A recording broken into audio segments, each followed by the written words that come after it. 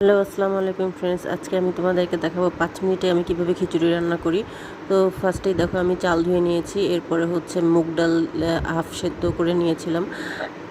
তারপরে হচ্ছে পেঁয়াজ কুচি, 4-5টা হচ্ছে কাঁচামরিচ, হলুদ গুঁড়া, আর হচ্ছে লবণ, আর হচ্ছে জিরার গুঁড়া, এগুলো হচ্ছে সব মিক্সড করে নিলাম। মিক্সড করে নিয়ে তেল দিলাম। তেল দিয়ে আমি হচ্ছে চাল যতটুকু দিয়েছি সেভাবে মেপে পানিটা গরম করে নিয়েছিলাম। তো গরম পানিটা মিক্সড করে দিলাম, একটু আদা রসুন বাটাও দিয়েছিলাম।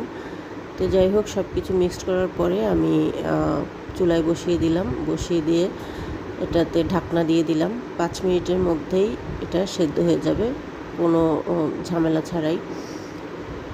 তো আমি ঢাকনা দিয়ে ওয়েট করলাম। 5 মিনিটের মধ্যে দেখো এটা পানিটা টেনে গেছে। পানিটার পরিমাণটা আরেকটু বাড়িয়ে দিলে